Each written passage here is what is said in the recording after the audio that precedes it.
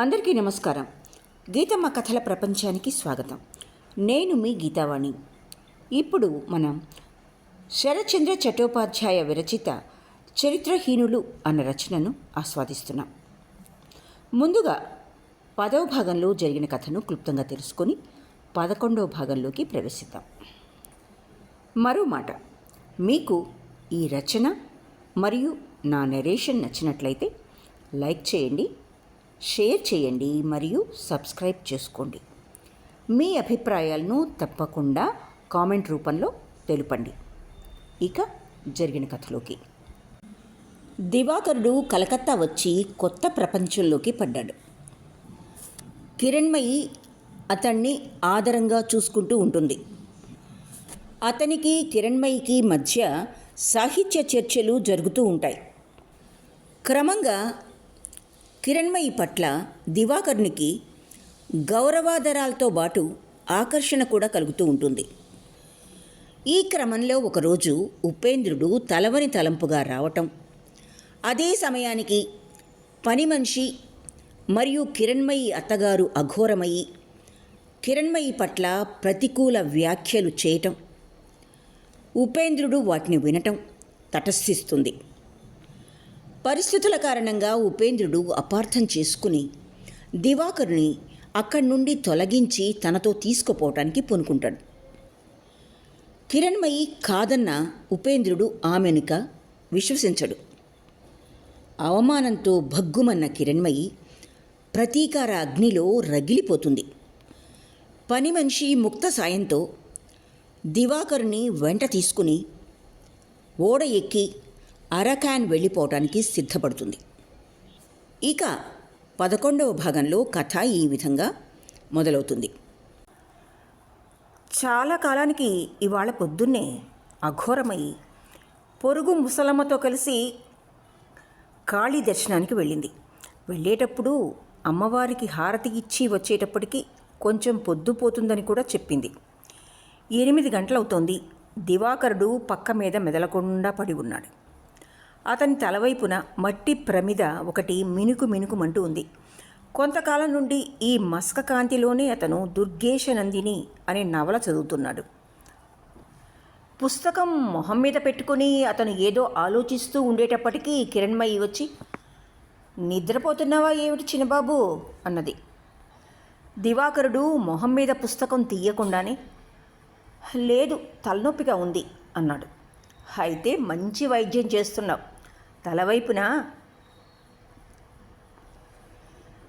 తలవైపున దీపం లేకపోతే తలనొప్పి పోదా ఏంటి అన్నది కిరణ్మయి. ఈ పుస్తకం పూర్తి చేసేస్తున్నాను వదిన అన్నాడు దివాకరుడు. కళ్ళు మూసుకుని ఆలోచిస్తుంటే పూర్తి కాదు బాబు, కళ్ళు తెరిచి చదవాలి. భోజనం చేసిన తర్వాత పూర్తి చేద్దుగానిలే, ఇక పద, అన్నం చల్లారిపోతూ ఉంది అన్నది కిరణ్మయి. దివాకరునికి లేవటానికి ఇష్టం లేదు. అతను వినయంగా, పిన్ని వచ్చిన తర్వాత భోజనం చేస్తాలే వదినా అన్నాడు. ఆమె ఎప్పుడొస్తుందో ఏమీ అంతూ, ఇవాళ నా ఒంట్లో కూడా బాగుండలేదు. ఆమెకు భోజనం గదిలో పెట్టి తల వాల్చుదాం అనుకుంటున్నాను. పద, నీకు వడ్డించి పని తీర్చేసుకుంటాను అని ఆమె దివాకరుని చేతిలో పుస్తకం తీసుకుని దగ్గరగా దివాకరుని పెట్టె మీద కూర్చుని, లే అన్నది. నేను లేవదలుచుకోలేదు వదినా. అంతకంటే ఏవైనా కబుర్లు చెప్పు, వింటాను. కబుర్లతో కడుపు నిండదు, వేళకు తిండి తినాలి. లేస్తావా లేదా చెప్పు. దివాకరుడు క్షణంసేపు మెదలకుండా ఉండి, నా స్నానానికి, తిండికి, నిద్రకి నీకింత శ్రద్ధ ఎందుకు వదినా అన్నాడు. కిరణ్మయి నవ్వి, ఎందుకో నీకు తెలియదు అన్నది. చెప్పకపోతే ఎలా తెలుస్తుంది? నువ్వు అబద్ధమాడుతున్నావు. చెప్పకుండా కూడా తెలుసుకోవచ్చు. నీకోసం నేను ఇంత శ్రమపడేది ఎందుకో నీకు తప్పకుండా తెలుసు. దివాకరుని ముఖం సిగ్గుతో ఎర్రబడిపోయింది. అతను కొంచెంసేపు మెదలకుండా ఊరుకుని కరుణ స్వరంతో, నిన్ను ఒక్క సంగతి అడగనా వదినా అన్నాడు. తరువాత ఒక్కటి కాదు 100 అడుగుదూ గాని ముందు భోజనం చేసి నాకు సెలవిప్పించు. తరువాత తెల్లవార్లు నీ మాటలకు సమాధానమిస్తూ కూర్చుంటారు. ఏంటి ఇష్టమేనా అని ఆమె చిరునవ్వు నవ్వసాగింది. దివాకరుడు ఈ పరిహాసానికి సమాధానం ఇవ్వదలిచి కృత్రిమ సానుభూతితో, రాత్రి తెల్లవార్లు నువ్వు ఈ ఇనపెట్టి మీద కూర్చునేనా నా మాటలకు సమాధానం ఇచ్చేది వదినా అన్నాడు. కిరణ్మయి మొహం తిప్పి నవ్వుకుని, నేను దీని మీద కూర్చున్నందువల్ల నీ మనసుకు కష్టంగా ఉంటే మెత్తని నీ పరుపు మీదకే వచ్చి కూర్చుంటాను, అప్పుడు నీకేం కష్టం ఉండదుగా అన్నది. దివాకరుని ముఖం మళ్ళీ కందగడ్డ అయిపోయింది. సిగ్గుతో ఒత్తిగిల్లాడు. కిరణ్మయి దగ్గరకొచ్చి, లేచి పద, నాకు పని కాని, ఇలా సోమరితనాన్ని ఎందుకు పెంచుకుంటావు, పడుకుని అన్నది. వంటింట్లోంచి పనికత్తె పిలుపు వినిపించింది. నాకు ఇక్కడికి వినపడుతూ ఉంది, మీకు వినపడటం లేదు అమ్మగారు, కింద అత్తగారు కేక పెడుతూ ఉన్నారు. కిరణ్మయి మళ్ళీ ఆ పెట్టె మీదకు వెళ్ళి కూర్చొని పని మనిషి మీద మండిపడుతూ, నువ్వు నెత్తినెక్కుతున్నావు, నేను వెళ్ళి తలుపు తీయనా, నువ్వు తీయలేవు అన్నది. నా చేతిలో పని ఉందని అన్నాను అమ్మగారు అని పనిగత్తె కంగారుగా గబగబా కిందకు దిగిపోయింది. తలుపు తీయగానే అఘోరమయ్యి మండిపడి, జాము సేపటి నుండి కిందపడి అరుస్తున్నాను, వినపట్టం లేదు, మీ ఇద్దరి చెవులు ఊడిపోయాయా ఏమిటి అన్నది. ఈసారి పని మనిషి మండిపడి, గుడ్లిదాన్ని చెవిటిదాన్ని కాకపోతే మీ ఇంటికి చాకరీ చేసుకోవడానికి వచ్చానా అమ్మ, ఇంకెవరినైనా మంచి కళ్ళు చెవులు ఉన్నవాళ్ళని చూసుకోండి, నేను వెళ్ళిపోతాను, నాకు వినపడదు అన్నది. అఘోరమై చల్లబడి, అమ్మగారు ఎక్కడున్నారు అన్నది. పనిగత్తె ఈసడింపుతో, ఎక్కడుంటారు, పగలస్తమానం మరిదితో సరసాలాడుతూ కూర్చుంటారు, నా చేతిలో పని ఉంది అమ్మగారు, తలుపు తీయమని అనేటప్పటికీ నా మీద మండిపడి నువ్వు నెత్తికెక్కి కూర్చుంటున్నావు అన్నారు. ఈ మాట అని ఆ పనికత్తె వెనక్కి తిరిగి చూసి, పెదబాబు గారు అని సిగ్గుతో ఒక పక్కకెళ్ళి నుంచున్నది. అఘోరమయ్యి వెనక్కి తిరిగి చూసి, రా నాయనా ఉపేంద్ర, పైకి రా అన్నది. వస్తున్నాను పదపిన్ని అని ఉపేంద్రుడు అఘోరమయ్యి వెనకని మెట్లెక్కి వెళ్ళాడు. పనికత్తె మాటలన్నీ అతడు విన్నాడు. పైకి వచ్చి అఘోరమయ్యి కట్టుస్వరంతో, ఎక్కడ ఉన్నావమ్మాయి, కొంచెం బయటికి రా, ఉపేంద్రుడు వచ్చాడు, అతనికి అన్నది. చీకటి గదిలో కూర్చుని ఉన్న కిరణ్మయి గుండె అదిరిపోయింది. పక్క మీద పండుకొని ఉన్న దివాకరునికి ఒళ్ళు చల్లబడిపోయింది. ఎక్కడికి వెళ్ళావే, ఉపేంద్రుని నుంచోబెడతావా ఏమిటి, ఒక చాప తీసుకొచ్చి వెయ్యి అఘోరమయ్యి మళ్ళీ కేకపెట్టింది. కిరణ్మయి బయటకొచ్చి వసారాలో ఒక చాప వేసింది. ఆమె నోటి వెంట చప్పున మాట రాలేదు. ఉపేంద్రుడు ఆమె దగ్గరకొచ్చి నమస్కరించి, బాగున్నావా వదిన అన్నాడు. కిరణ్మయి సంభాళించుకొని తల పంకించి, హా, మీరెలా ఉన్నారు, అక్క బాగుందిగా, తలవని తలంపుగా వచ్చారే అన్నది. కిరణ్మయి కంఠస్వరం విని ఉపేంద్రుడు ఆశ్చర్యపడ్డాడు. ఆ స్వరంలో మాధుర్యం లేశ మాత్రమైనా లేకుండా కఠినంగా ఉంది. క్లయింటుల డబ్బు నన్ను ఇక్కడికి లాక్కొచ్చింది వదిన, మళ్ళీ రేపు పొద్దున్నే తిరిగి వెళ్ళాలి. దివాకర్ని సంగతులేమిటి, ఉత్తరం పత్రం కూడా రాయటం లేదు, ఇంట్లో లేడా ఏమిటి అన్నాడు ఉపేంద్రుడు. తలనొప్పిగా ఉన్నదని పడుకున్నాడు, నిద్రపోయాడేమో అన్నది కిరణ్మయి. అఘోరమయి మనస్సు ఇవాళ బాగుండలేదు. కాస్త సందు దొరికితే చాలు కోడలి మీద నేరాలు ఆరోపించడానికి ఆమె ఏమీ వెనకాడదు. ఇవాళ దివాకర్ని యందు కూడా ఆమె మనస్సు సంతృప్తిగా లేదు. ఇవాళ పొద్దున అతన్ని తన వెంట కాళీఘాట్కు రమ్మన్నది, కానీ పని ఉన్నదనే వంకతో అతను వెళ్ళలేదు. కటుగా, ఇప్పుడేగా అతని గదిలోంచి వస్తున్నావు, నిద్రపోతున్నాడో మేలుకుని ఉన్నాడో కూడా తెలియదు అన్నది. తెలియదు అని కిరణ్మయి అత్తవంక అస్వాభావిక దృష్టితో చూచింది. ఉపేంద్రుడు దివాకర్ అని బిగ్గరగా పిలిచాడు. చడి చప్పుడు లేదు. నిద్రపోతున్నావా దివాకర్ మళ్ళీ పిలిచాడు. అతను లేస్తున్నాడు. ఈ పిలుపును నిర్లక్ష్యం చేయలేక, వస్తున్నాను అని మెల్లగా బయటకొచ్చి నుంచున్నాడు. నమస్కరించి ఆశ్చర్యంతో, ఎప్పుడొచ్చావన్నయ్య అన్నాడు. పొద్దున. తలనొప్పిగా ఉందా అన్నాడు. కొద్దిగా. అఘోరమయ్యి, తలనొప్పి లేదు, ఏమీ లేదు బాబు, మొదట్లో కొంచెం అటూ ఇటూ తిరిగి వస్తుండేవాడు, ఇప్పుడు బొత్తిగా ఇంటిలోంచి కదలటం లేదు. పొద్దున్న నా వెంట కాళీఘాట్కు రారా బాబు అంటే నాకు పని ఉంది పిన్ని, రాను అన్నాడు. ఏం పనో కొంచెం చెప్దు అన్నది. దివాకరుడు మెదలకుండా నుంచున్నాడు. ఉత్తరం పత్రం కూడా రాయటం లేదు. ఏ కాలేజీలో చేరా అన్నాడు ఉపేంద్రుడు. దివాకరుడు కోమల స్వరంతో కాలేజీలు తెరవగానే చేరతాను అన్నాడు. ఇంకా చేరలేదు? కాలేజీలు తెరవగానే చేరతావా? క్రోధంతో ఉపేంద్రుని కళ్ళు చింత నిప్పుల్లాగా ఎర్రబడ్డాయి. కాలేజీలు తెరిచి 15 రోజులైనా నీకంతు లేదు? దివాకరుని మొహం వెలవెలపోయింది. రాతి విగ్రహంలాగా నిలబడ్డాడు.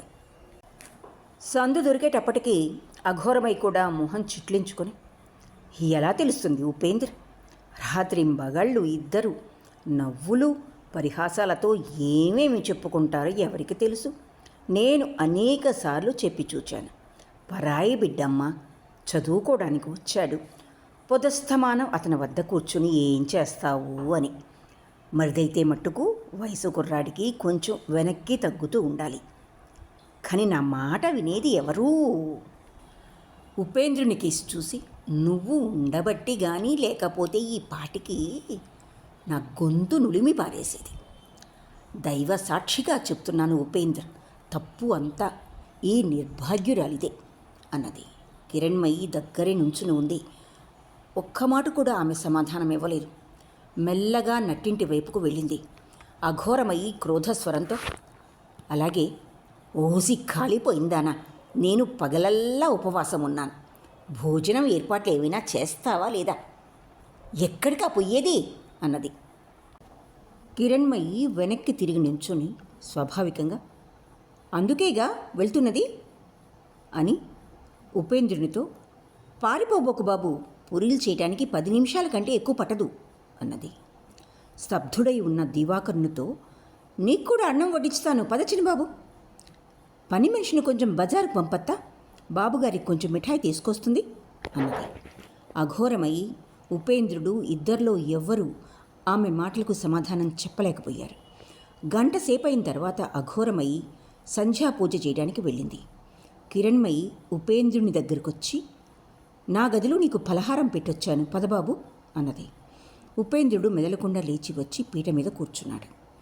కిరణ్మయి దగ్గరగా చాప మీద కూర్చుని, ఇవాల్టికి ఇంతటితోనే సరిపెట్టుకోమరిది, ఇప్పుడు వంట పెట్టు కూర్చుంటే పొద్దుపోతుంది అన్నది.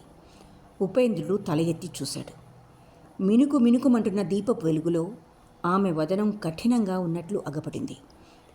అన్నం పళ్ళాన్ని ఒకవైపుకు నెట్టి, ఇది సరిపోతుంది కానీ వదినా, నేను ఇవాళ భోజనానికి రాలేదు, మిమ్ము ఏకాంతంగా 2 మాటలు అడుగుదామని వచ్చాను అన్నాడు. నాకు పరమ భాగ్యం, కానీ భోజనం ఎందుకు చెయ్యవు అన్నది కిరణ్మయి. ఉపేంద్రుడు ఒక్క క్షణం సేపు ఆమె ముఖం కేసి చూశాడు. కానీ ఆమె మొహంలోని కాఠిన్యత మరింత పెరిగినట్లు కనిపించింది. నీ చేతి కూడు తినటానికి ఇవాళ నాకు వెగటనిపిస్తూ ఉంది అన్నాడు. కిరణ్మయి మెదలకుండా తల వంచుకుని కూర్చుంది. కొంచెం సేపైన తర్వాత మెల్లగా మళ్ళీ తలపైకెత్తి చిరునవ్వుతో, వెగటనిపించే విషయమే, కానీ నీ నోటి వెంట ఇలాంటి మాట వస్తుందని నేను ఎప్పుడూ అనుకోలేదు.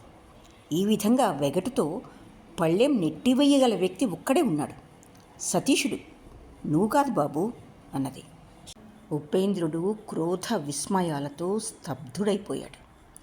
కిరణ్మయి అలాగే శాంతంగా కఠోర భావంతో, నా మీద నీకు ఈ కోపం వెగటు అన్నీ దివాకరుని కోసమే కదూ? నాలాంటి విధవకు నువ్వెలాంటి వాడివో అతను అలాంటి వాడే. అతనితో నా సంబంధం ఎంతవరకో ఎలాంటిదో నా ఆత్మకు తెలుసు. ఇది మీ అనుమానం మాత్రమే. కానీ నా నోటి మీదుగా మీ యందు ప్రేమ ఉన్నదని చెప్పిన రోజున నా చేత్తో పెట్టిన అన్నపు పళ్ళెం ఈ విధంగా తోసివేయలేకపోయావుగా. పరాయి స్త్రీ పెట్టిన మిఠాయి ప్రేమ మాధుర్యం అంత అధికంగా ఉంటుందేమిటి అన్నది. ఉపేంద్రుడు లోపలి కోపాన్ని చాలా కష్టం మీద ఆపుకుని, నీ ముందు ఆమె పేరు ఎత్తడం కూడా ఆమెకు అవమానం చేసినట్టే. అయినా ఇంకా మా సురబాల బతికే ఉన్నదని మళ్ళీ ఒకసారి జ్ఞాపకం చేస్తున్నాను. ఒక్కసారి ఒకరిని ప్రేమించిన వారు మరొకరిని ప్రేమించే అధికారం లేదంటుంది ఆమె. ఈ నమ్మకంతోనే దివాకరుని నీ చేతికి అప్పగించాను. ఈ విషయంలో సురభాల వల్ల ఏమీ పొరపాటు జరగదు అనుకున్నాను. కానీ అన్నాడు. మాటలు పూర్తి కాకముందే కిరణ్మయి ఒక్కసారి 2 చేతులెత్తి, ఆగు బాబు, ఆమె పొరబడలేదు. ఆమె పొరబడిందని నువ్వెట్లా నమ్ముతున్నావు అన్నది. ఉపేంద్రుడు దిగ్గున లేచి కూర్చుని, పొద్దు ఉంది, వాదించడానికి నాకు తీరికలేదు వదిన. నేను నిన్ను బాగా ఎరిగి ఉన్నాను. నువ్వు ఎవరినైనా ప్రేమించటం అనేది నీ సామర్థ్యానికి మించినదని గట్టిగా తెలుసుకో. నువ్వు ఎవరినైనా సర్వనాశనం చేయగలవు. చిచి, ఆఖరికి దివాకర్ని కూడా అన్నాడు. అతని గొంతు పొడారిపోయింది. కిరణ్మయి కేసు చూశాడు. ఎవరో ఆమె గుండెను చీల్చినట్లు ముఖం వివరణమైపోయింది. భోజనం అయిందా ఉపేంద్ర అడిగింది అఘోరమై బయట నుండి. లేదు పిన్ని, తినలేదు. ఒంట్లో బాగుండలేదు. అయితే వెళ్ళవద్దు, ఇవాళకి ఇక్కడే ఉండు నాయన. లేదు పిన్ని, నేను వెళ్ళాలి అని ఉపేంద్రుడు బయటకొచ్చాడు. దివాకరుని గది వాకిటి వద్దకు వచ్చి, దివం అని పిలిచాడు. దివాకరుడు దీపం తగ్గించి పండుకోబోతున్నాడు. అతని హృదయావస్థ అంతర్యామికి తప్ప ఇంకెవరికీ తెలియదు. అస్పష్ట స్వరంతో అని వణికిపోతూ బయటకొచ్చాడు. నీ సామాను సర్దుకో, నా వెంట తీసుకెళ్తాను అన్నాడు ఉపేంద్రుడు. అఘోరమై త్రుళ్ళిపడి గాభరాతో, ఇదేమిటి ఉపేంద్ర, ఈ రాత్రి కాడ పిల్లవాడు ఎక్కడికి వెళ్తాడు అన్నది. నా వెంట వస్తాడు పిన్ని, చింతే ఉన్నది. సామానంతా త్వరగా సర్దుకో, నేను బండి తీసుకొస్తాను. అఘోరమయ్యి ఉపేంద్రుని చేయి పట్టుకుని, ఈ అమావాస్య రోజున వాణ్ణి ఎక్కడికి తీసుకుపోవద్దు బాబు. పిల్లవాడు ఏదైనా చెయ్యరాని పని చేశాడనుకో, ఇక్కడ ఉంచకపోతే రేపో ఎల్లుండో తీసుకువెళ్దు గాని ఈ రాత్రి నేనెక్కడికి కదలనివ్వను అన్నది. ఇలా అడ్డు తగలడం చూసి ఉపేంద్రుడు హతాశుడై, వాణ్ణి ఇక ఇక్కడ ఒక్క నిమిషం కూడా ఉంచడానికి వీల్లేదు పిన్ని. అయితే ఇవాళ ఈ అమావాస్య రాత్రి గడిచిపోనియండి, కానీ రేపు పొద్దున మటుకు ఆపొద్దు అని అఘోరమైకి నమస్కరించి త్వరగా కిందకు దిగిపోయాడు. తల వాకిలి వద్ద వెనక నుండి పై పంచె లాగినట్లుండి వెనక్కి తిరిగి చూచేటప్పటికి కిరణ్మయి వంగి అతని పాదాలు పట్టుకుంది. నా గుండె పగిలిపోతుంది బాబు. నీ స్థానంలో నేను ఎప్పుడైనా దివాకరుని అన్నది. నోరెత్తకు అని ఉపేంద్రుడు ఏవగింపుతో ఆమె తలను ఒక నెట్టు నెట్టి త్వరగా బయటికి వెళ్ళిపోయాడు. కిరణ్మయి మెరుపులాగా దిగ్గున లేచి కూర్చుంది. అరుస్తూ ఏదో అనాలనుకున్నది కానీ గొంతు పెగిలి రాలేదు. వాకిలి కేసు చూస్తూ మాత్రం ఊరుకుంది. కళ్ళ వెంట నిప్పు కణాలు రాలినాయి. కొంతకాలం క్రితం ఉపేంద్రుడు సతీషుని వెంటబెట్టుకు వచ్చిన రోజున ఈ చీకటి ప్రదేశంలోనే ఆమె కళ్ళల్లో ఇలాంటి ఉన్మత్త దృష్టే, ఇలాంటి ఉజ్వల జ్యోతులే కనబడ్డాయి. ఇవాళ కడసారి సెలవు రోజున మళ్ళీ అతని యందు ఆ కళ్ళే అలాగే అగ్ని కురిపించసాగినాయి. ఇక్కడ కూర్చున్నారు ఎందుకు అమ్మగారు? నువ్వు ఇంటికి వెళ్తున్నావా ముక్త అని కిరణ్మయి దిగ్గున లేచి దాసి చేయి పట్టుకొని, కొంచెం నా గదిలోకి పద, నీతో 2 మాటలు చెప్పాలి అని ఆమె దాసిని బలవంతంగా గదిలోకి లాక్కు వచ్చి దీపం ఒత్తి పెద్దది చేసి పెట్టె తీసి 2 వెండి కడియాలు ఆమె చేతిలో పెడుతూ, ఇవి మీ అమ్మాయికి పెట్టుకోవడానికి ఇస్తున్నాను, వీటిని తీసుకోకపోతే ఒట్టు, మళ్ళీ ఎప్పుడూ కలుసుకోలేమేమో అని ఆమె ఏడవసాగింది. కళ్ళ వెంట జలజల నీళ్లు రాసాగినాయి. ఏం మాటలు అమ్మగారు? దాసి ఆతృత దృష్టితో ఆమె ముఖం కేసి చూస్తూ అడిగింది. కిరణ్మయి కళ్ళు తుడుచుకుంటూ, నీకంటే నాకు ఆత్మీయులు ఎవరూ లేరు, నన్ను రక్షించి కాపాడు, నన్ను ఇక్కడి నుండి ఉద్ధరించు, ఇక్కడ ఉంటే నా హృదయం పగిలిపోతుంది అన్నది. దాసీది మెదలకుండా కిరణ్మయిని పైనుంచి కిందకు చూచింది. ఒక్క నిట్టూర్పు విడిచి, అంతా తెలుసు అమ్మగారు, నేను ఆడదాన్నిగా, మా వారు చెరువు గట్టున ఏడుస్తూ వెళ్తున్నాను ముక్త, మళ్ళీ ఇంకెప్పుడు కలియవేమో అన్నప్పుడు నేను కూడా ఆయన పాదాల మీద పడి విలపిస్తూ నన్ను కూడా వెంట తీసుకెళ్ళు, ఒంటరిగా వదిలిపెట్టి వెళ్తే నా గుండె పగిలిపోతుంది అన్నాను. అయితే రేపు పొద్దున చిన్నబాబు గారు ఇక్కడి నుంచి వెళ్ళిపోతారా ఏమిటి? అవును ముక్త, కానీ ఇక మేము కలకత్తాలో ఉండలేము. ఎక్కడికి వెళ్ళి ఉండాలో చెప్పు అన్నది కిరణ్మయి. దాసీది ఏమీ ఆలోచించకుండానే, అరకాన్ వెళ్ళు అమ్మగారు, సుఖంగా ఉంటారు. అక్కడ మా చెల్లెలు కూడా ఉంది. నా పేరు చెప్తే అక్కడ నిన్ను నెత్తిన పెట్టుకుంటుంది. ఇవాళ మంగళవారం, రేపు పొద్దున బయలుదేరుతుంది బోటు. పోండి అమ్మగారు అన్నది. కిరణ్మయి ముక్తను కౌగలించుకుంది. ఆమె కిరణ్మయి కన్నీళ్లు తుడిచి ధైర్యం చెబుతూ, అయితే మీరు ప్రయాణమై ఉండండి, నేను తెల్లవారుజామున బండి తీసుకొచ్చి మీ ఇద్దరిని తీసుకెళ్తాను. మీరెక్కడికి వెళ్ళారో పురుక్కు కూడా తెలియదు. వెళ్ళమ్మగారు వెళ్ళు, చిన్నబాబు గారు లేనిదే మీరు బతకలేరు అని కంటతడి పెట్టింది. మరది బహుశా తెల్లవారి ఉంటుంది. దివాకరుడు తుళ్ళిపడి లేచి కూర్చున్నాడు. ఎదురుగా కిరణ్మయి నుంచుని ఉంది. నల్లంచు సిల్కు చీర కట్టుకుంది. దీపపు వెలుతురులో ఒంటి మీద నగలు మెరుస్తూ ఉన్నాయి. దివాకరుడు చకితుడై, నువ్వా వదినా అన్నాడు. అవును బాబు, నేనే అని కిరణ్మయి వ్యాకులపాటుతో నిద్రమత్తులో ఉన్న దివాకరుని వక్షం మీదకి ఒరిగి, నన్ను వదిలి వెళ్ళిపోతావా బాబు, ఎక్కడికి వెళ్తావు అన్నది. సమాధానంగా దివాకరుడు ఒక్క మాట కూడా మాట్లాడలేకపోయాడు. అతని కళ్ళ వెంట అశ్రుధారలు ప్రవహించసాగినాయి. కిరణ్మయి లేచి కూర్చుని పైట చెంగుతూ అతని కన్నీళ్లు తుడిచి, మగవాడివై ఉండి ఏడుస్తున్నావా అన్నది. నా స్వాధీనంలో ఏమీ లేదు వదిన. చిన్నన్నయ్య ఇవాళ పొద్దున నన్ను తీసుకెళ్తానని చెప్పాడు. ఉపేంద్రుని పేరు తెలవగానే కిరణ్మయి తల వేడెక్కిపోయింది. తీవ్ర స్వరంతో, వారెవరు? నీకు వారు నాకంటే ఎక్కువ ఆత్మీయులా? నిన్ను చూడకపోతే వారి గుండె కూడా పగిలిపోతుందా? లేదు బాబు, ప్రపంచంలో మనిద్దరినీ వేరు చేసే అధికారం ఎవ్వరికీ లేదు. బయట బండి నుంచునుంది, పద మనమిద్దరం వెళ్ళిపోదాం అన్నది. ఎక్కడికి వదినా? నేను తీసుకుపోయిన చోటికి. సరే అని దివాకరుడు లేచాడు. ఇంకా నిద్రమత్తు వదల్లేదు. కలగంటున్నానేమో అనిపించింది. కిరణ్మయి వెంట గదిలోంచి బయటకొచ్చి నుంచున్నాడు. కిరణ్మయి ఏదో మంత్రశక్తితో అర్థచేతన భ్రాంత చిత్తుడైన దివాకరుని ఓడరేవు దగ్గరికి తీసుకొచ్చి టిక్కెట్ కొని అరకాన్ వెళ్ళే ఓడ మీదకి వెళ్ళి కూర్చుంది. ఓడలో జనం ఎక్కువగా లేకపోవడం వల్ల దివాకర కిరణ్మయిల్ని దంపతులు అనుకుని వారికి ప్రత్యేకంగా ఒక క్యాబిన్ ఇచ్చారు. దివాకరుడు కిరణ్మయిని క్యాబిన్లో కూర్చోబెట్టి తను డెక్లో ఏకాంతంగా రైలింగ్ పట్టుకుని మెదలకుండా నుంచున్నాడు. చూస్తూ ఉండగానే డెక్ మీద యాత్రికుల గుంపు శాంతించింది. కూలీల గల్లంతు తగ్గింది. లంగరు మూతతో దివాకర్ని హృదయం కదిలిపోయింది. నిమిషంలో ఓడ గంగ మధ్యకు వచ్చి అపార సాగరంలో ప్రవేశించడానికి గతిని చేకూర్చుకోసాగింది. ఓడ కదిలిన తర్వాత దివాకర్ని కళ్ళ నిండా నీళ్లు తిరిగినాయి. అతను 2 చేతులతో మొహం కప్పుకొని దుఃఖావేశాన్ని ఆపుకున్నాడు. తూర్పున బాలసూర్యుని అరుణ కిరణాలు ఆకాశాన్ని రక్తమయం చేస్తున్నాయి.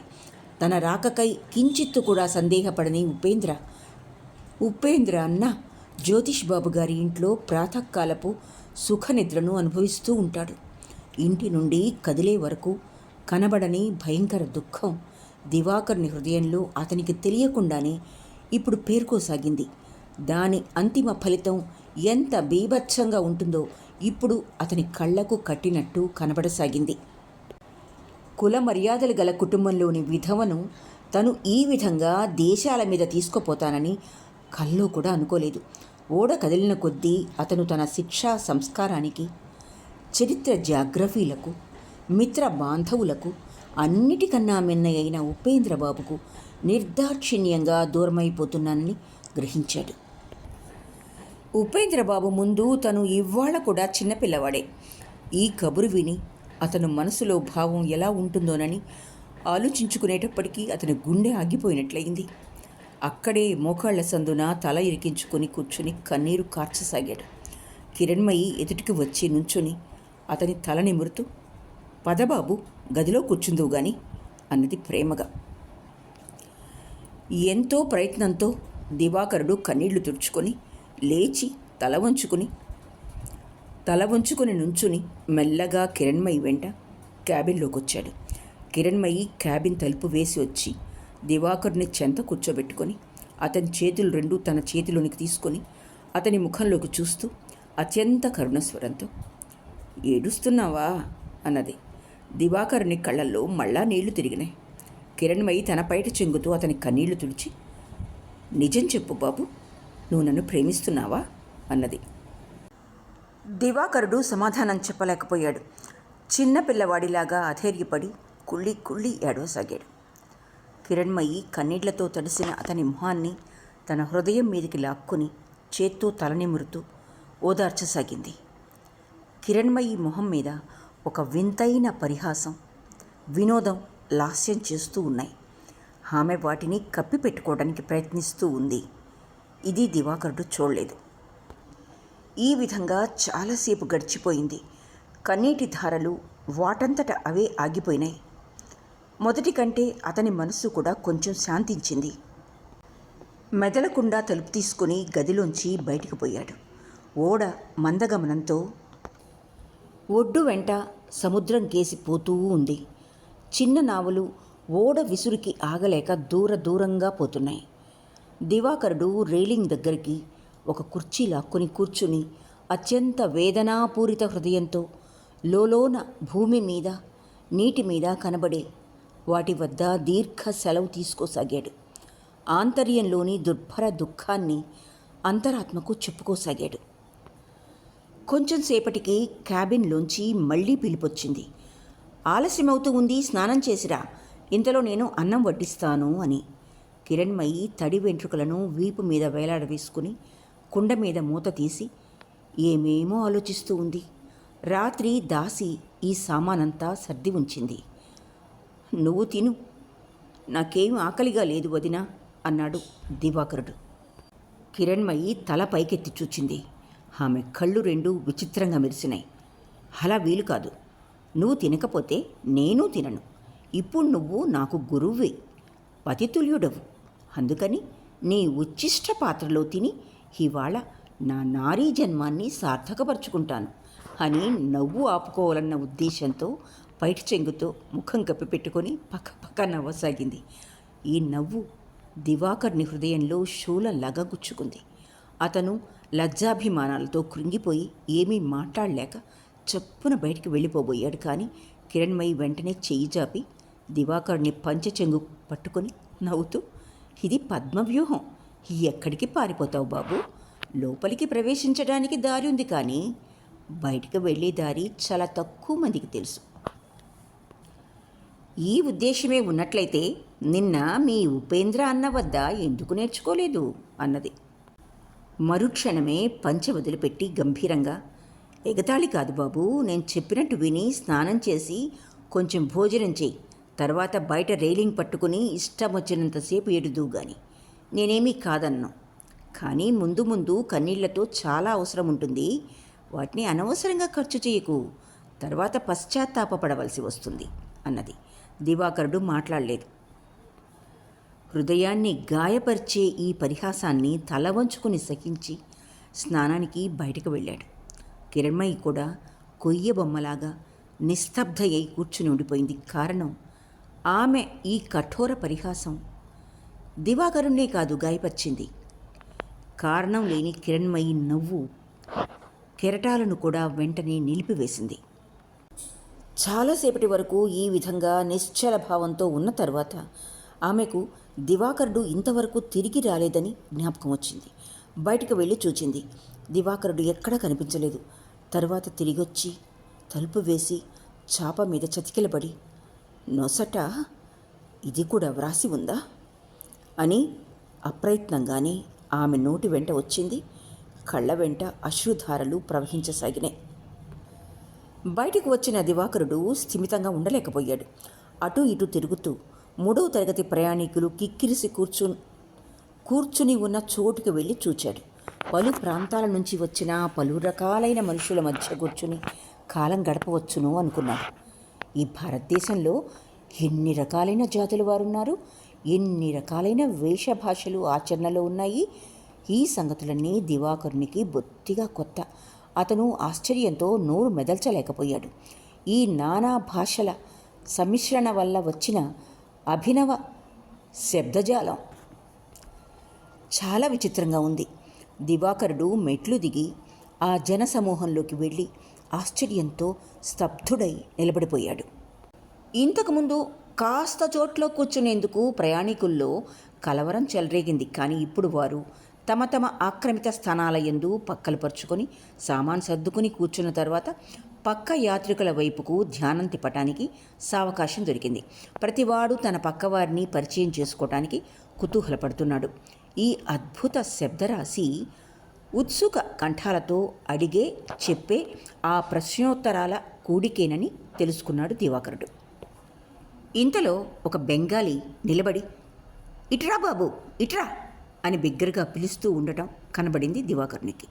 అతని చెంత ఒక ప్రౌఢ స్త్రీ కూర్చుని ఉంది. ఆమె భర్త ఆహ్వానాన్ని సమర్థిస్తున్నట్లు దివాకరునికేసి ఉత్సుక నేత్రాలతో చూస్తూ ఉంది. దివాకరుడు ఎంతో యాతనతో ప్రయాణీకుల విదిలింపులు ఈసడింపులు సహించి గుంపు మధ్య జాగ్రత్తగా అడుగులు వేసుకుంటూ అతని వద్దకు చేరుకున్నాడు. దగ్గరకు రాగానే అతను దగ్గర ఉన్న పెట్టె చూపిస్తూ, "దాని మీద కూర్చోండి, మీరెవరు?" అన్నాడు. వెంటనే అతను దివాకరునికి నమస్కరించి, "ఈ 4 రోజులు ఎలా గడుస్తుందా అనుకున్నాను. మీరు దొరికారు అదృష్టవశాత్తు. అయితే మీరెక్కడ కూర్చున్నారు?" అన్నాడు. దివాకరుడు పైకి చూపించి, "క్యాబిన్లో" అన్నాడు. "ఎక్కడైనా ఉండండి, సాయంత్రం వచ్చి ఒకసారి దర్శనం మాత్రం ఇచ్చి వెళ్ళండి. రంగూన్ వెళ్తారా ఏమిటి?" అని అన్నాడు. దివాకరుడు తలకాయ తిప్పి, "లేదు, అరకాన్" అన్నాడు. "నేను కూడా అరకాన్లోనే ఉంటున్నాను. అక్కడ నివాసం ఏర్పరచుకుని 20 సంవత్సరాలైంది. ఇంతకు ముందు ఎప్పుడూ మిమ్మల్ని అక్కడ చూడలేదు. ఇదే మొదటిసారి వెళ్ళటమా? అక్కడ మీ వాళ్ళెవరైనా ఉన్నారా? లేకపోతే మాత్రమే ఏమీ చింతపడనవసరం లేదు. మీ దయ వల్ల నేను అక్కడ ఒక ఇల్లు కట్టించుకున్నాను. చాలా గదులు ఖాళీగా పడున్నాయి. మా వెంటనే వద్దురుగాన్లే" అని చెంతనున్న స్త్రీని చూపించి, "మా ఇంటావిడ" అన్నాడు. ఇంతసేపటి నుండి రెప్పవాల్చకుండా దివాకరుని చూస్తున్న ఆ స్త్రీ, "మీ ఆవిడ కూడా ఉందా వెంట?" అన్నది. దివాకరుడు సిగ్గుతో తల వంచుకుని, ఉన్నది" అన్నాడు. మాటల్ని బట్టి ఆమె బెంగాలీలాగా లేదు. మొహాన బొట్టు ఉంది, పాపిట్లో సింధూర చిహ్నం ఉన్నది, ముక్కున పుడక, 2 చెవుల నిండా కుట్టుపోగులు ఉన్నాయి. "మా వెంట రావటం చాలా మంచిదైంది. అరకాన్ చాలా చెడ్డ ప్రదేశం, రౌడీలకు పుట్టినిల్లు. కానీ మా ఇంటి వైపు కన్ను ఎత్తడానికి కూడా ఎవరికి ధైర్యం ఉండదు. నేను అలాంటి ఇల్లాల్ని కూడా కాదు. కామిని దాసి పేరు చెప్పగానే గడగడలాడని వాడెవడుంటాడు? మీరు మా ఇంట్లోనే ఉండండి, భయమేమీ ఉండదు. అద్దె 5 రూపాయలు, కానీ మీరు 4 రూపాయలే ఇవ్వండి." మళ్ళీ భర్త కేసు చూసి, "ఏమయ్యా ఇంటాయన, మీ కార్ఖానాలో వీరికేమైనా ఉద్యోగం దొరుకుతుందా?" అన్నది. ఇంటాయన కొంచెం ఆలోచించి, దొరకొచ్చు" అన్నాడు. "మీ పేరు?" దివాకరుడు అడిగాడు. "హరీష భట్టాచార్యులు. కానీ నేను బ్రాహ్మణ్ణి అనుకోవద్దు, కైవర్తుణ్ణి. లోకులు ఆదరంగా భట్టాచార్యులు అంటారు. చేపలు మాంసము తిననని మెళ్ళో రుద్రాక్షమాల వేసుకున్నాను. 1,000-1,500 రూపాయలు ఖర్చు పెట్టి దేశమంతా తిరిగొచ్చాను. ఇంట్లో దేవీ ప్రతిష్ఠ చేసి 4 సంవత్సరాలయ్యింది. చేయవలసింది ఇంకేమీ లేదు. అందుకని అరకాన్లో ఉన్నది కాస్త అమ్ముకొని ఏ తీర్థస్థలంలోనైనా ఉందామని అంటూ ఉంటాను దీంతో" అని ఉదాసీనతతో పైకి చూస్తూ మెదలకుండా ఊరుకున్నాడు. ఇల్లాలు స్వాభావికమైన తన పెద్ద గొంతుతో, "నేను అదే అంటూ ఉంటాను" అని మొహం తిప్పుకుంది. దివాకరుని బుద్ధి ఇంకా పక్వం చెందలేదు. పచ్చి కుండలాంటివాడు. అందుచేత ఈ మాటలన్నిటి యొక్క గూఢత్వాన్ని అతను తెలుసుకోలేక మెదలకుండా కూర్చున్నాడు. "అయితే ఇక అటుకులు నానబెట్టనా?" అన్నది ఇల్లాలు. ఇంటి ఆయనకి ధ్యానభంగమైంది. "నానబెట్టు" అన్నాడు మెల్లగా. దివాకరుడు ఈ సంజ్ఞతో తాత్పర్యం గ్రహించి లేచి నుంచుని, "ఇక నేను వెళ్ళి మళ్ళీ వస్తాను" అన్నాడు. దివాకరుడు హరీషుని వద్ద సెలవు తీసుకుని వచ్చాడు. కానీ ఇంతవరకు స్నానం చేయలేదు, భోజనం చేయలేదు. ఇక్కడి నుంచి వెళ్ళి అతను డెక్ మీద ఒక పడక కుర్చీలో కూర్చున్నాడు. అతనికి ఓడ మంచినీటి నదిలోంచి ఉప్పునీటి సముద్రంలో ఎప్పుడు ప్రవేశించిందో కూడా తెలియదు. ఏదో కోలాహలంతో మెలకు వచ్చి చూచేటప్పటికి పడమటి కొండ ఎర్రబడుతూ ఉంది. చాలామంది తర్క వితర్కాలు చేసుకుంటూ ఇదే చూస్తున్నారు. సూర్యాస్తమయాన్ని గురించి వర్ణన అతను ఇంగ్లీషు, బెంగాలీ పుస్తకాల్లో అనేక చోట్ల చదివాడు. ఇదేనా సూర్యాస్తమయం? ఇదేనా సముద్రం? నలువైపులా వ్యాపించి ఉన్న అనంత జలరాశికేసి పరీక్షించి చూశాడు. అస్తాచల సూర్యునికి నమస్కరించి లేవగానే అతని కళ్ళల్లో నీళ్లు తిరిగినాయి.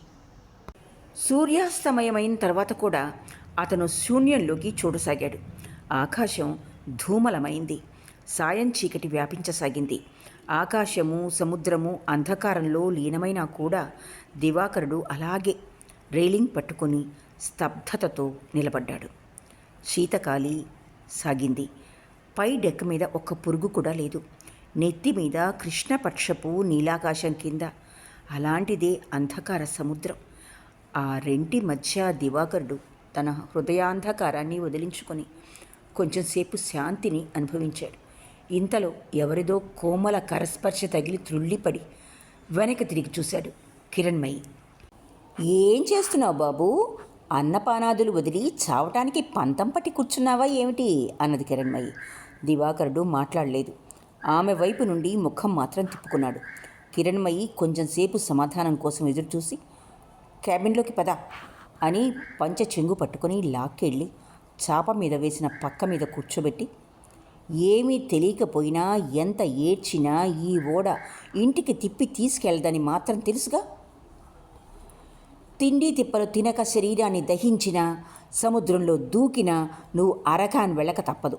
ఇంకా అనవసరంగా కడుపు కాల్చుకొని నన్ను పస్తులుంచుతావెందుకు? పెట్టింది తీసుకుని తినగలిగినంత తిను. ఓడ అరకాన్ చేరిన తర్వాత నీ ఇష్టమైతే ఉండు, లేకపోతే తిరిగి వెళ్ళిపో, నేనేమీ కాదనను అంటూ ఉండగానే కిరణ్మయి గొంతులో ఉగ్రత వచ్చింది. ఆకలి దప్పులతో వ్యాకుల పట్టడం వల్ల కళ్ళు నిప్పుల్లాగా మండిపోసాగినాయి. దివాకరుడు తల ఎత్తి చకిత దృష్టితో చూడసాగాడు. ఇన్ని రోజులకు ఇవాళ అతనికి తెరచాటు గుట్టంతా కళ్ళ కట్టినట్లయింది. వాసనాపూరితమైన కిరణ్మయి నేత్రద్వయంలో ఏమున్నా లేకపోయినా అక్కడ అతని యందు మాత్రం కించిత్తు కూడా ప్రేమ లేదు. అతను కాళ్ల సందున తల ఇరికించుకుని మెదలకుండా కూర్చున్నాడు. కొంచెం సేపైన తర్వాత కిరణ్మయి లేచి ఒక కుండలోంచి కొంచెం మిఠాయి ఆకులో పెట్టుకువచ్చి దివాకర్ని ముందు పెట్టి ఎదురుగా కూర్చుని తినిపించసాగింది. ఈ విధంగా అంతా ముగిసిన తర్వాత కిరణ్మయి మనసులో ఏమనుకుందో తెలియదు కానీ చప్పున వంగి దివాకర్ని పెదవుల మీద ఒక ముద్దు పెట్టుకొని పక్క పక్క నవ్వసాగింది. ఈ విషాదపూరిత చుంబనాన్ని, ఈ నిష్ఠుర పరిహాసాన్ని దివాకరుడు తన శక్తినంతటినీ ఏకత్రం చేసి సహించగలిగాడు. కానీ రాత్రి ఒక పక్క మీద పండుకునే ఏర్పాట్లు జరుగుతూ ఉండేటప్పటికీ అతను సహించలేకపోయాడు. లేచి నుంచుని, అలా వీలు కాదు వదినా, నేను అలా చేయలేను, నన్ను వదిలిపెట్టు. నేను బయట ఎక్కడైనా పడుంటాను, కానీ నీ ఆజ్ఞను శిరసా వహించి నేను ఈ గదిలో రాత్రంతా గడపలేను, ఏ విధంగానూ గడపలేను అన్నాడు. కిరణ్మయి పక్క వేస్తూ ఉంది. తుళ్ళిపడి తిరిగి నుంచుంది. దివాకరుడు మళ్ళీ దృఢస్వరంతో, అది ఏ విధంగానూ వీలు కాదు అన్నాడు. కిరణ్మయి మొదట నవ్వటానికి ప్రయత్నించింది, కానీ నవ్వు రాలేదు. ఏమిటి? ఇక్కడ పండుకోవడానికి వీలు కాదు? ఈసారి ఆమె కళ్ళు దెబ్బతిన్న ఆడసింహం కళ్ళలాగా మెరిశాయి. పళ్ళు పటపట కొరికి, నువ్వేమనుకుంటున్నావు? కులమర్యాదలు గల కుటుంబంలో పడుచును లేవ తీసుకుని రావటం ఇంత తేలికనుకున్నావా? ఏ పని చేస్తే ఏ ఫలితం కలుగుతుందోనని తెలుసుకోలేకపోవటానికి నువ్వేమీ పాలు తాగే పసిపిల్లవాడివి అనుకుంటున్నావా? నేరమంతా నా నెత్తిన రుద్ది ఇంటికెళ్ళి బుద్ధిమంతుల్లాగా ఉపేంద్ర అన్న కాళ్ళు పట్టుకొని నాకేం తెలియదని ఒట్టు వేసుకుని చెప్దామనుకుంటున్నావు కాబోలు. మీ ఉపేంద్ర బాబు తల ఎత్తుకుని తిరుగుతాడు అనేమీ కాదు. నా సంగతులని తెలుసుకోవలసిన అవసరం కూడా లేదు. నువ్వు బుద్ధిమంతుడవైనా కాకపోయినా నాకేమీ చింత లేదు. అవమాన భారంతో నా తల వంగిపోయినప్పుడు మీ ఉపేంద్రబాబు తల ఎత్తుకు తిరగగలగడానికి ఏ సంగతి దాచను, ఇది మాత్రం నిశ్చయమని తెలుసుకో అని ఆమె మళ్ళా పక్క వేయసాగింది. దగ్గర బెంచి మీద దివాకరుడు ఖిన్నుడై తల వంచుకుని కూర్చున్నాడు. రాత్రి ఇద్దరూ ఒక్క పక్క మీదే పడుకున్నారు. అదృష్టం వెనక్కి మరలేటప్పటికీ సర్వస్వము దానం చేసి హరిశ్చంద్రుడు చండాలుని చేత పడినట్టు దివాకరుడు ఈ ఘోర పాపిష్టి పక్కన పడుకుని ఆత్మసమర్పణ చేసుకున్నాడు. కానీ అతని హృదయంలో కలిగిన అపరిమిత ఏహ్యం, ఈర్ష్య కిరణ్మయికి కూడా తెలియకపోలేదు. రాత్రి అంతా తంత్రావస్థతో అతని చెవులలో ఎక్కడి నుండో రోదనం ప్రవాహంలాగా రాసాగింది. మధ్య మధ్య ఎవరిదో క్రోధ నిశ్వాసాలు ఉండి ఉండి భీకర శబ్దాల్లాగా వినిపించసాగినాయి. తెల్లవారే ముందు ఒళ్ళు బాగా కదలటం వల్ల అతను నిద్రలేచి చూచాడు. గాలి విసురుకి ఓడ కదులుతూ ఉందని గ్రహించాడు. అతని గుండె మీద కిరణ్మయి కుడిచెయ్యి నిద్రపోతున్న కాలసర్పంలాగా పడి ఉండటం కళ్ళారా చూచాడు. లేచి కాటు వేస్తుందేమోనన్న భయంతో తీయటానికి ధైర్యం లేక మళ్ళీ కళ్ళు మూసుకున్నాడు. గాలి విసురు క్రమంగా ఎక్కువ కాసాగింది. ఓడ ఊపు కూడా క్రమంగా అధికమవుతూ ఉంది. కిరణ్మయి కళ్ళు తెరిచి దివాకర్ని గుండె మీద ఉన్న చేతిని కొంచెం అదిమి, బయట మోత ఏమిటి, తుఫాన్ వచ్చిందా అన్నది. అవును అన్నాడు దివాకరుడు. అయితే ఉపాయం? దివాకరుడు మాట్లాడలేదు. కిరణ్మయి లోలోన నవ్వుకొని, ఓడ మునిగిపోతే చాలా బాగుంటుంది కదూ, భగవంతుణ్ణి ప్రార్థించేది ఇదేనా అన్నది. కాదు అన్నాడు దివాకరుడు. కాదు అని ఒక్క మాట అంటే చాలా, నువ్వు మనిషివి కాదా, శిలవా అని బలవంతంగా దివాకర్ని దగ్గరికి లాక్కొని రొమ్ముకి అదిం పెట్టుకొని, ఓడ మునిగిపోయినా మనమిద్దరం ఇలాగే మరణించి మనిద్దరిని అలలు ఈ రూపంతోనే ఈ విధంగానే ఒడ్డుకు చేర్చితే లోకులు చూసి పత్రికల్లో వేస్తే మీ ఉపేంద్రన్న చూసి చదివితే బాగుంటుంది కదూ అన్నది. పరిహాసంగా కిరణ్మయి అన్న మాటల్లో ఏ అంశం కూడా దివాకరునికి నచ్చలేదు. అతను లోలోన భయంతో ఆశంకతో కళంకితుడై మెల్లగా బాహుబంధన పాశం నుండి విముక్తుడై లేచి కూర్చున్నాడు. బయటకు రాగానే రాత్రంతా పేరుకున్న దుఃఖాగ్ని అంతా తూమంత్రమైపోయింది. తుఫాను ఇంకా తీవ్ర రూపం ధరించింది. సాగర జటము వికట విరాట్ రూపంతో ఉంది. నలువైపులా జలమయం. ఎక్కడా దారి దాపు కనపడటం లేదు. అతను ఒక కుర్చీలో కూర్చొని తదేక ధ్యానంతో ఆ జలరాశి కేసి చూస్తున్నాడు. హృదయంలో చెలరేగిన కలవరాన్ని స్పష్టంగా ఆలోచించడమేగాక విచారించి హృదయంగమం చేసుకోలేకపోయాడు. పెద్ద పెద్ద నురుగు కిరీటాలు ధరించి కెరటాలు ఓడకు కొట్టుకొని ముక్కలు ముక్కలై లీనమైపోతున్నాయి. మళ్ళీ ఎదుర్కొని మళ్ళీ లీనమైపోతున్నాయి. ఈ విధమైన ఘాత ప్రతిఘాత పుటాలను దివాకరుడు ఆత్మవిస్మితుడై ముగ్ధనేత్రాలతో చూస్తున్నాడు. తూర్పున ఆకాశంలో మేఘమాలలు పిల్ల ఏనుగు గున్నల్లాగా పరుగులెడుతున్నాయి. వాటి మూలాన సూర్యోదయం అయిందో లేదో కూడా తెలియటం లేదు. సరంగు ఆతృతతో అటూ ఇటూ పరుగులెడుతున్నాడు. పైన కప్తాను మాటి మాటికి గంట వాయిస్తున్నాడు. తుఫాను విసురు క్రమంగా ఎక్కువ కాసాగింది. ఆకాశం మీద మేఘాలని బట్టి, సముద్ర తరంగాలను బట్టి కప్తాన్ దగ్గర నుండి కామినీ దాసి వరకు తుఫాను ఇంకా తీవ్రమయ్యే సూచనలు కనబడుతున్నాయని గ్రహించారు. ఇంతలో ఒక సరంగు వచ్చి, తుఫాన్ రాబోతూ ఉంది బాబు, క్యాబిన్లోకి వెళ్ళి ఏం జరుగుతూ ఉందో చూడండి అన్నాడు. దివాకరుడు ఉద్విగ్నుడై, ఏం జరుగుతూ ఉంది అన్నాడు. సరంగు చిట్టగాంగు సాయిబు, ఏమీ లేదు, ఓడ బాగా కదులుతూ ఉంది, లోపలికెళ్ళి ఆడంగులు ఏమి చేస్తున్నారో చూడండి, స్త్రీలు ఇంత కదల్లాటని సహించలేరు అన్నాడు. సరంగు చెప్పింది నిజమేనని దివాకరుడు లేచి నుంచున్నాడు. సరంగు అతన్ని పట్టుకుని, పదబాబు మిమ్మల్ని పంపించొస్తాను అని దివాకర్ని క్యాబిన్ వాకిటి వరకు పంపించాడు. దివాకరుడు క్యాబిన్ తలుపులు తీసి చూసేటప్పటికీ కిరణ్మయి పక్క మీద నుంచి లేచిపోయి దగ్గరనున్న ఇనుప బెంచీని గట్టిగా పట్టుకుని ఉంది. దివాకరుడు మెల్లగా ఆమె తలవైపుకు వెళ్ళి, భయంగా ఉందా వదినా అన్నాడు. కిరణ్మయి మాట్లాడనూ లేదు, తల ఎత్తనూ లేదు. దివాకరుని వీపు మీద మెల్లగా చెయ్యి మాత్రం వేసింది. ఓడ తలకిందులవుతూ ఉంది. గాలి మూతలెత్తుతూ ఉంది. పెద్ద పెద్ద కెరటాల తాండవ నృత్యం అతను ఇప్పుడిప్పుడే చూసి వచ్చాడు. తుఫాను చినుకులు కిటికీ అద్దాల మీదకి చిందుతున్నాయి. గదిలో ఇంకా చీకటి వదల్లేదు.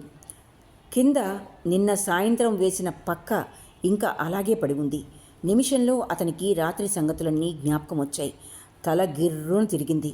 బెంచీ మీద కిరణ్మయి తల దగ్గర పడుకున్నాడు. కిరణ్మయి చేత్తో తల నిమిరి మృదుస్వరంతో, పడుకుంటావా? తల తిరుగుతూ ఉందా ఏమిటి అన్నది. అవును. కిరణ్మయి కొంచెంసేపు మౌనం వహించి, అయితే బాబు, తుఫాను క్రమంగా ఎక్కువ అవుతూ ఉంది. ఓడ మునిగిపోతుందా ఏమిటి? అవును. లేదు. మళ్ళీ అవును లేదేనా? కోర్టులో సాక్ష్యం ఏమైనా చెప్తున్నావా ఏమిటి అని కొంచెంసేపు మెదలకుండా ఊరుకుని తర్వాత మెల్లగా, ఒకవేళ మునక్కపోయినా ఈ విధంగా ఎంతకాలం నడుస్తుంది అన్నది. దివాకరుడు మాట్లాడకపోవడం చూసి కిరణ్మయి దివాకర్ని తల పట్టుకుని ఊగించి, వింటున్నావా అన్నది. వింటున్నాను. నడిచినంతవరకు. ఆ తర్వాత సముద్రపు నీరు ఉండనే ఉంది. లేకపోతే గొంతుకు ఉరివేసుకోవడానికి కాస్త తాడు ముక్క దొరక్కపోతుందా? ఈ రెంటిలో ఏదో ఒకదాన్ని ఆశ్రయించక తప్పదు. ఇంతసేపటికి దివాకర్ని నోటి వెంట ఒక కటువైన మాట విని కిరణ్మయి కొంచెంసేపు మెదలకుండా ఊరుకుని, అలా చెయ్యక ఇంటికి తిరిగిపో. నువ్వు మగవాడివి. ప్రాధేయపడితే చిక్కు వదిలిపోతుంది. అది కూడా అవసరం లేదేమో. మీ చుట్టపక్కలు ఈ విషయాన్ని ఎత్తుకుని గందరగోళం చేస్తారని తలచటం లేదు నేను అన్నది స్వాభావికంగా. దివాకరుడు మాట్లాడలేదు. అది ఎలాంటి లోభపూరిత నిశ్చయమైనా అతను దాన్ని గ్రహించలేకపోయాడు. చాలాసేపు మౌనంగా ఉండి, మరి నువ్వు అన్నాడు. కిరణ్మయి సహజ శాంత స్వరంతో, నేను వెళ్తున్న చోటే ఉండవలసి వస్తుంది అన్నది. దివాకర్నికి సందేహం కలిగింది. ఎలా ఉంటావు వదినా? అక్కడ ఎవరున్నారు అన్నాడు. ఎవ్వరూ లేరు. అయితే ఎలా? అయినా ఉండాలి. దివాకరుడు ఉత్కంఠతో లేచి కూర్చుని, నిజం చెప్పు వదినా, ఎవ్వరూ లేరంటున్నావు. అక్కడ ఒంటరిగా ఉంటావా అన్నాడు. కిరణ్మయి చిరునవ్వు నవ్వింది. ఈ చిరునవ్వు దివాకరుడు చూడలేదు. చూస్తే చకితుడయ్యేవాడే. కొంచెంసేపు మెదలకుండా ఉండి మెల్లగా, లేదు, ఒంటరిగా ఉండను. నాది అలాంటి వయసు కూడా కాదు ఒంటరిగా ఉండటానికి. కానీ ఈ సంగతులన్నీ విని ఏం చేస్తావు బాబు అని దివాకర్ని చెయ్యి తన చేతిలోకి తీసుకుని మరింత వ్యథిత కంఠంతో, నేను నిన్ను చాలా కష్టపెట్టాను. దానికి క్షమాపణ కోరుకుంటున్నాను అన్నది. దివాకరుడు మళ్ళీ మెదలకుండా పండుకున్నాడు. సంగతులన్నీ అతనికి సరిగా అర్థం కాలేదు. ఇంటికి వెళ్ళిపోయే అంధకార మార్గంలో ఆశాదీపం ఆర్పివేసే సమయం వచ్చిందని మాత్రం అనుకున్నాడు. దీపం ఆరిపోయింది. కానీ అది ఆరిపోగానే గాలిలో నిండిన దుర్గంధంతో అతని గుండె బద్దలైపోసాగింది. వేదనాపూరిత నిశ్వాసతో లేచి కూర్చొని, అయితే వదినా, ఇంతసేపటి వరకు నాతో ఇలా పరిహాసమాడేదెందుకు అన్నాడు బిగ్గరగా. స్వాభావికంగా సిగ్గు వినయాలున్న దివాకర్నిలోని ఈ కాఠిన్యం చూసి కిరణ్మయి చకితురాలైపోయింది. పరిహాసమే ఉంది బాబు అన్నది. నేను ఇంటికి తిరిగిపోతానన్న సంగతి తీసుకొచ్చి పరిహాసమాడే అవసరం ఏమున్నది? పరిహాసమేమున్నది? అయితే ఇది నిజమేనా? నిజమే అనుకో. నువ్వు ఒంటరిగా ఉండిపోవడం కూడా నిజమేనా? అది నిజమే. ఓహో, అందుకనేనా అరకాన్ వెళ్ళేది? అయితే ఎవరి దగ్గర ఉంటావు? ఏ రూపంలో ఉంటావు? సమాధానంగా కిరణ్మయి ఒక నిట్టూర్పు విడిచింది. ఈ విధంగా దివాకరుడు పారిపోవటం ఎంత అస్వాభావికమో, దానికైనా సిగ్గుతో ఎంత కృంగిపోవలసి వస్తుందో ఇదంతా కిరణ్మయికి తెలుసు. ఈ మహా సంకటంలో పడి అతని మనస్సు ఎంత ఆరాటపడుతూ ఉందో కూడా ఆమెకు తెలుసు. ఆమె దివాకర్ని ప్రేమించినా ప్రేమించకపోయినా అతని విచారం చూసి కిరణ్మయి లోలోన వ్యధపడటమే ఆశ్చర్యం. కానీ దివాకరుడు కటుస్వరంతో అడిగిన కటు ప్రశ్నల్లో దాగి ఉన్న ఈర్ష్యా జ్వాలను గుర్తించిన వెంటనే కిరణ్మయి ఆంతర్యంలో అణిగి ఉన్న వేదన సంతోషంగా మారిపోయింది. ఈ భావ పరివర్తనకు ఒక పెద్ద కారణమున్నది. బుద్ధి వికాసహీనుడై ఈ నవయువకుడు ఈ ఆశ్చర్యమయ నారీరూపం పట్ల ఆకర్షించబడుతూ ఉంటే కిరణ్మయి చూసి కూడా చూడనట్టు ఊరుకుంది. లోలోన నవ్వుకొని, ఏ రూపంతో ఉంటానో ఎవరి వద్ద ఉంటానో తెలుసుకుంటే నీకు కలిగే లాభమేముంది? తిరిగి వెళ్ళిపోయేటప్పుడు అనవసరమైన ఈ కుతూహలానికి సార్థకత ఏముంది అన్నది. దివాకరుడు కొంచెంసేపు స్థిమితంగా ఉండి, తిరిగి వెళ్తానని నేను ఒక్కసారి కూడా అనలేదు. ఇది నీ నోటి మాట, నాది కాదు అన్నాడు.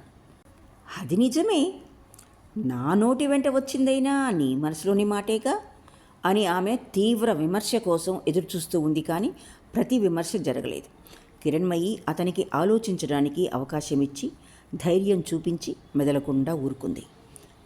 ఇలా కొంచెంసేపు గడిచిపోయింది. గాలి విసుర్లకు ఓడ కంపించసాగింది. మధ్య మధ్య గుండెలు అదరజేసే సరంగుల కోలాహలం స్పష్టంగా వినబడుతూ ఉంది. కిరణ్మయి ధైర్యం సన్నగిల్లసాగింది. కానీ ఈ చిన్న గదిలోని నిస్తబ్దత మాత్రం అలాగే స్థిరంగా ఉండిపోయింది. దివాకరుడు ప్రతి విమర్శ చెయ్యడని నమ్మకం కలిగిన తర్వాత కిరణ్మయి ఒక్క నిట్టూర్పు విడిచి మెల్లగా, అయితే నువ్వు తిరిగి వెళ్ళిపోవటమే నిశ్చయమైందా అన్నది. లేదు. కిరణ్మయి మళ్ళీ ఏమీ మాట్లాడలేదు. ఇక్కడితో శరత్చంద్ర చటోపాధ్యాయ విరచిత చరిత్రహీనులు 11వ భాగం పూర్తి అయింది. ఆలకించినందుకు ధన్యవాదాలు.